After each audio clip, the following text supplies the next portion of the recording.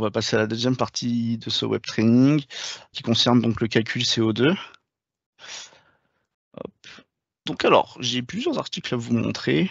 Le premier article, donc c'est quelque chose qui n'est pas encore apparent, qui viendra dans les semaines, jours à suivre.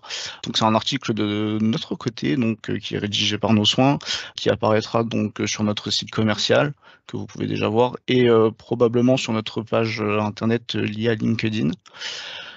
Pour faire simple, je vous laisserai lire si jamais ça vous intéresse, mais pour résumer les choses, ça vous montre juste comme quoi nous, MiTech, on va commencer à faire des démarches environnementales, donc particulièrement s'orienter autour des FDES, donc qui sont les fiches déclaratives environnementales et sanitaires. Qu'est-ce qu'une FDES? Pour faire simple, c'est un document technique pour un produit en particulier qui vise à analyser en fait son cycle de vie. Cette analyse prend en compte de manière globale les matières premières et d'autres facteurs comme par exemple les coûts de transport. À cela, donc on a donc ces fiches en fait, elles vous serviront à faire des choix vis-à-vis de certains produits, procédés pour vos bâtiments afin de les rendre plus durables et limiter un maximum en fait l'impact que vous pourrez avoir sur l'environnement. Ces fiches-là, vous pouvez directement les retrouver sur le site d'Ignes. Donc c'est un site internet qui regroupe toutes ou du moins une très grande majeure partie des FDES actuels, notamment donc la FDES qui est reliée à la charpente industrielle que j'ai déjà prétéléchargé pour vous montrer, donc qui visiblement est rédigé par, qui a été rédigé par la Fédération nationale du bois. Bon, je vous passe tout le détail des démarches, des explications. Je vais juste faire un court aparté sur les résultats ou juste pour vous montrer à quoi cela ressemble en fait. Donc en fait, ça vise à analyser le cycle de vie de chaque produit, euh, divisé en plusieurs étapes pour chaque type. Hop. Donc, si je reviens à la présentation, on a dans notre démarche environnementale, on a tout simplement voulu s'exercer au moins pour le début sur le sujet pour l'un de nos produits, donc qui est la poutre POSI.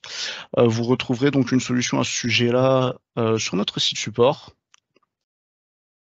Je vais vous épargner quand même le début qui vous explique nos procédés, comment on a fait la démarche autour de ce sujet-là.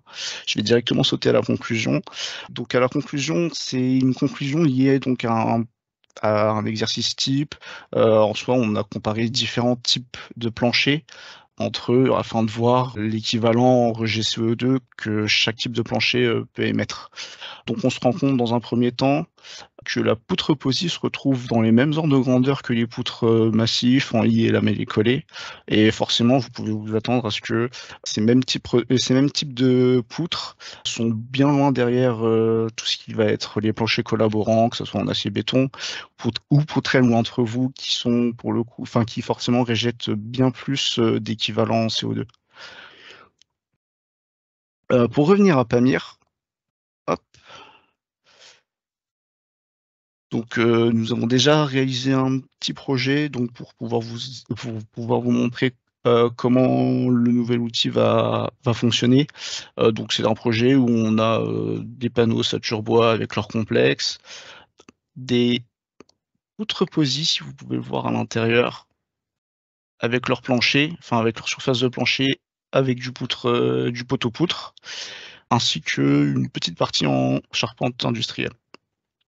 Donc le bouton qui va la fonctionnalité qui nous intéresse, ça va se retrouver dans le ruban accueil et quantité de matériaux. Hop là. Donc ce qu'on peut voir dans cette petite fenêtre qui est apparue, donc ça va être majoritairement les résultats qui vont nous donner nos quantités de matériaux selon les unités qui sont demandées. À savoir que vous pouvez totalement changer d'unité si jamais, alors en fonction de ce que peut vous demander justement ces fameuses fiches.